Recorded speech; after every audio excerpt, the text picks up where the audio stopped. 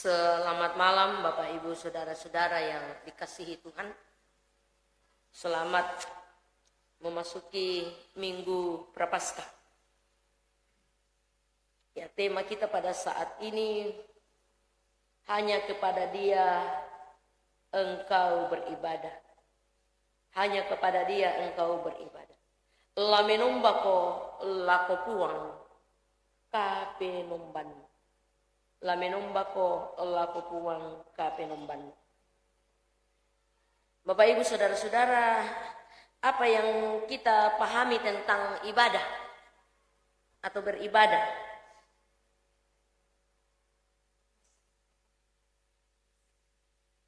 Bersekutu. Ada lagi yang lain? Ya, Bapak Ibu Saudara-saudara yang dikasihi Tuhan, ya,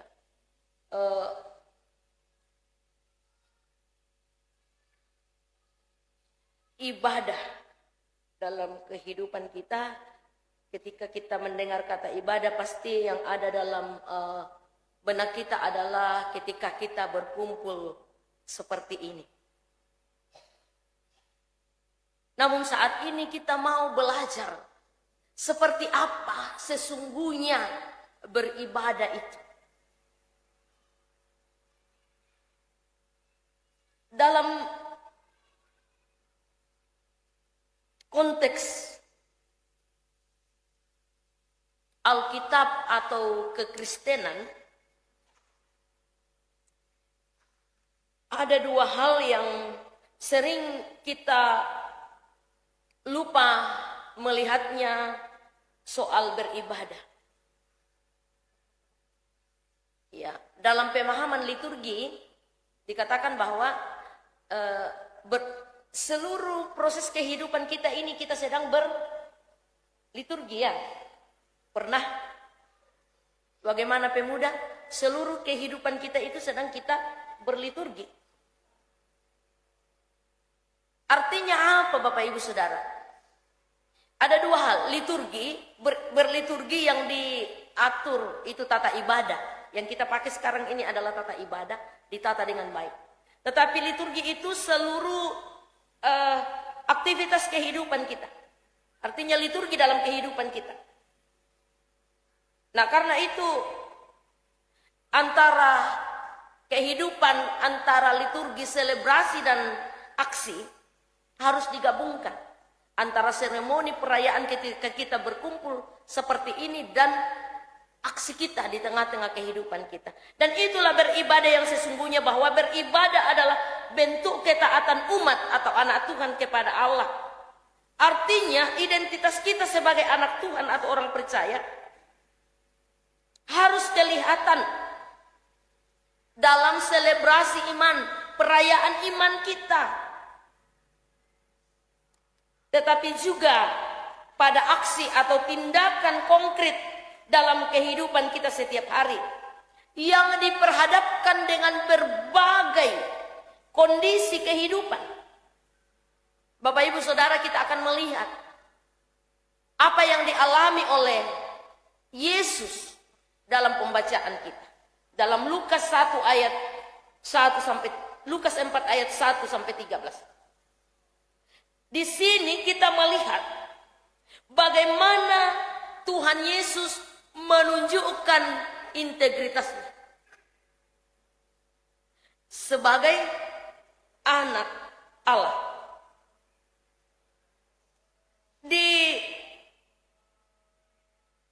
Kita bisa melihat di Lukas 3 ayat 22b. Sebelum Tuhan Yesus dicobai pada saat dibaptis, Allah Bapa memberikan penegasan bahwa engkaulah anakku yang kukasihi, kepadamulah aku berkenan.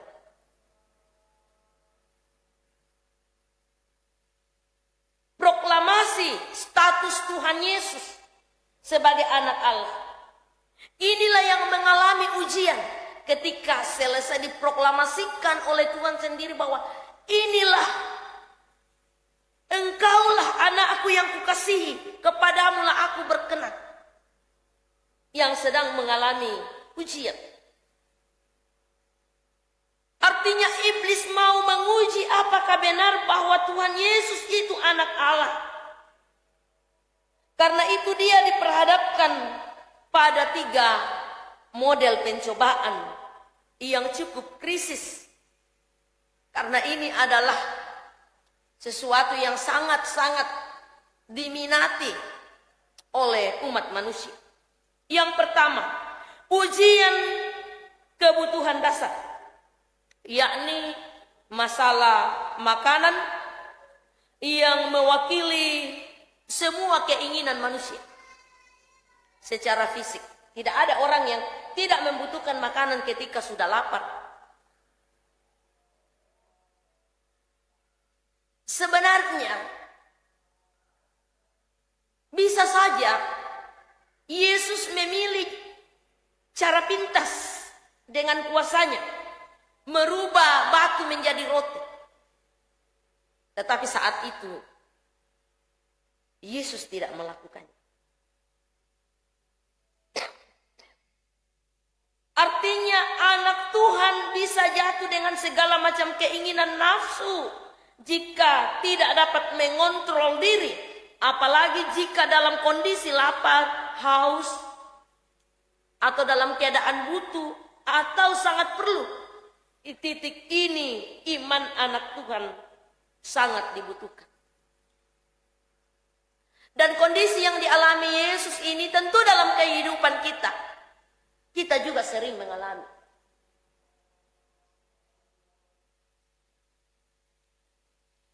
Ujian pencobaan yang kedua, ujian kekuasaan. Godaan untuk berkuasa adalah salah satu godaan yang sangat kuat bagi manusia. Dan iblis sangat paham kelemahan manusia adalah ingin dihormati, kaya, terpandang, dan bahkan menunjukkan kekuatannya. Yang ketiga, ujian popularitas. Ingin populer adalah suatu yang juga sangat menggoda manusia. Kalau sekarang ini biasa orang sebut ingin viral. Ingat, godaan itu dapat menjatuhkan kita jika motivasi kita adalah untuk menunjukkan kekuatan kita. Bapak Ibu saudara-saudara yang dikasihi Tuhan, dari apa yang dialami Yesus ini, kita dapat belajar bahwa dalam kelemahan-kelemahan kita, dalam titik-titik lemah kita, iblis selalu menggunakan untuk menggoda kita, untuk menjatuhkan kita. Karena tidak bisa dipungkiri Bapak Ibu Saudara, bahwa di sekeliling kita ini iblis selalu mengintai kita. Di mana titik lemah kita, dia akan masuk.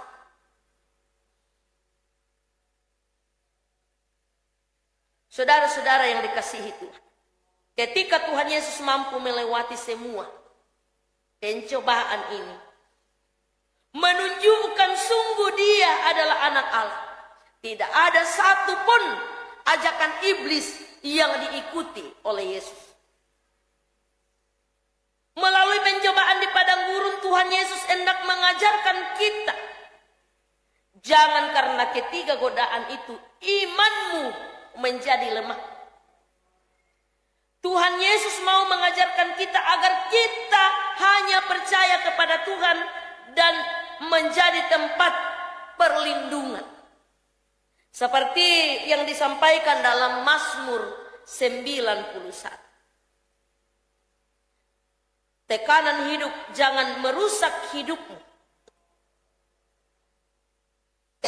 Beribadah berarti tetap taat dan setia dalam kondisi apapun yang kita alami.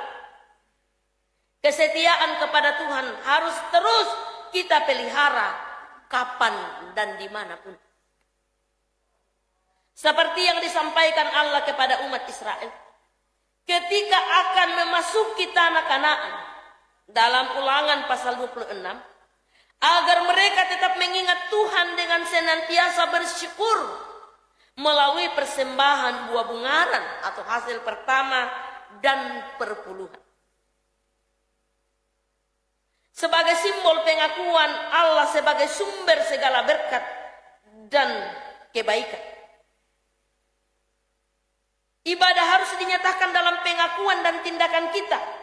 Seperti kata Rasul Paulus kepada jemaat di Roma, yakni iman dan perbuatan merupakan respon terhadap kebaikan Allah. Bapak Ibu saudara-saudara yang dikasihi Tuhan, kita sebagai umat yang telah menerima kebaikan Allah, bagaimana respon kita? Ketika bangsa Israel akan memasuki tanah Kanaan, bangsa Israel diingatkan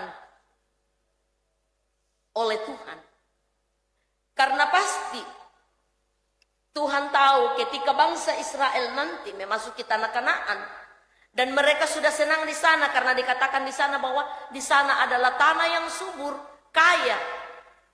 Jangan sampai ketika mereka sudah senang, ketika sudah enak, mereka lupa siapa yang memberikan semuanya itu. Sehingga mereka diingatkan untuk mempersembahkan hasil pertama mereka.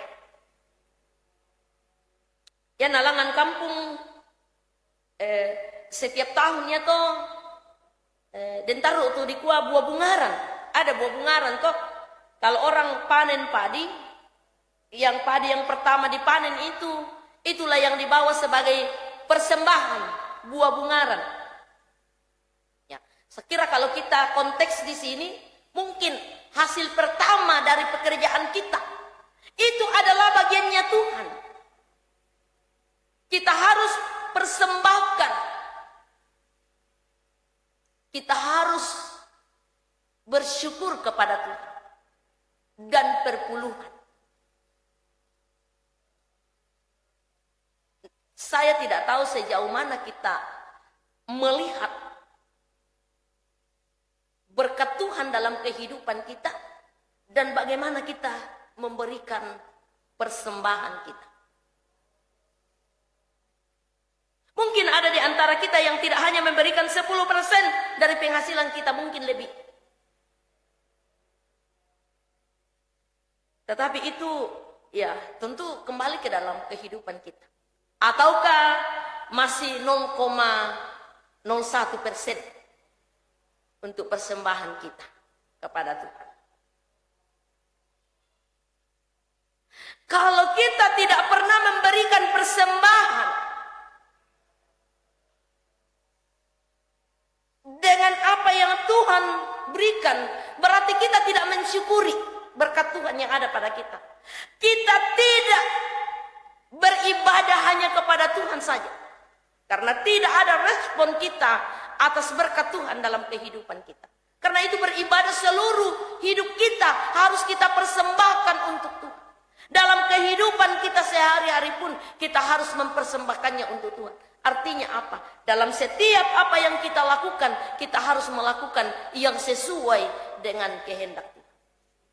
Ketika dalam kehidupan kita selalu melakukan hal-hal yang tidak sesuai dengan kehendak Tuhan, berarti kita tidak beribadah kepada Tuhan. Walaupun mungkin kita rajin beribadah setiap hari Minggu, beribadah setiap ibadah keluarga, beribadah setiap ibadah pemuda, beribadah setiap ibadah PWGT, lansia dan sebagainya, ibadah syukur. Tetapi aksi kita dalam kehidupan kita bagaimana? Ini yang sangat penting. Kalau beribadah seperti ini itu sudah biasa kita lakukan. Tetapi bagaimana ketika kita keluar dari gedung gereja? Bagaimana dengan hidup kita? Apakah kita sungguh-sungguh beribadah hanya kepada Dia saja? Apakah kita betul-betul sudah menghayati bahwa Dialah sumber berkat, Dialah sumber segala perlindungan dalam kehidupan kita? Bapak, Ibu, saudara-saudara yang dikasihi. Karena itu, marilah kita menunjukkan identitas kita sebagai anak Tuhan. kita sungguh percaya bahwa Tuhan Yesus sungguh anak Allah yang tidak dapat ditaklukkan oleh kuasa dan godaan apapun. Karena itu beribadalah hanya kepada Dia di dalam Kristus dan jadikanlah Dia sebagai teladan hidupmu. Identitas kita sebagai anak Tuhan, sebagai orang percaya harus nyata dalam pengakuan kita melalui iman yang diwujudkan dalam seluruh perayaan hidup kita. Apa yang kita lakukan dalam kehidupan kita. Dan kita sebagai anak Tuhan, godaan apapun jangan menggoyahkan imanmu kepada Tuhan. Apapun godaan, seperti 3 godaan yang dialami oleh Yesus itu, mungkin juga akan terjadi dalam kehidupan kita. Tetapi jangan itu menggoyahkan iman. Wujudkan ibadah kita dalam persekutuan dan pelayanan bagi semua untuk kemuliaan Tuhan. Kita juga bagaimana menyatakan pelayanan kita terhadap sesama kita. Pelayanan yang tidak memilih-milih orang, tetapi untuk semua orang. Pelayanan dalam hal ini bukan hanya pelayanan pergi berkhotbah, tetapi bagaimana kita melihat sesama kita. Kita mempedulikan sesama kita dalam kehidupan kita. Kiranya atas tuntunan dan kuasa Roh Kudus, kita terus dimampukan untuk dalam kehidupan kita. Kita berkomitmen untuk hanya beribadah, hanya kepada Tuhan saja. Tidak ada yang lain dalam kehidupan kita. Jangan lagi ada yang meminta kepada orang mati. Berkatilah kami. Saya komen pasakke-sakkekan. Biasa itu di Toraja mati mau tu tahu. Nako apa tu tempat akadai, saya komen pasakkekan. Malah aku tak kaburu, nako yomi saya pasakkekan. Berarti orang itu belum beribadah sepenuhnya kepada Tuhan. Nah, duakan tu Tuhan. Mana mungkin orang yang sudah mati bisa memberkati kita, dirinya sendiri dia tidak bisa mengalahkan kematian. Mana mungkin jasad yang sudah jadi debu bisa mau memberkati kita. Karena itu Bapak Ibu, penting dalam kehidupan kita untuk betul-betul fokus bahwa Tuhanlah di dalam Yesus Kristus sumber segala berkat, sumber segala perlindungan. Selamat memasuki minggu Prapaskah. Tuhan memberkati. Amin.